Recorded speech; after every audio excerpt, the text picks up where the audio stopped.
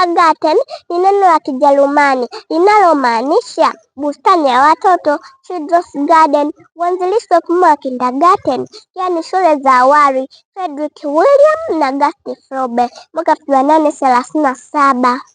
Mto mrefu barani Afrika ni mto Nile. Mlima mrefu kuliko yote nchini Tanzania ni mlima Kilimanjaro.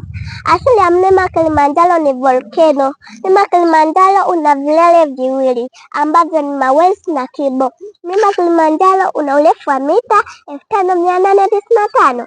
Mlima Kenya una urefu wa mita 5199. Mataifa mawili ambayo hayakutaliwa kabisa na koloni ni Ethiopia na Liberia. Alfabeti ziko jumla ya herufi 26.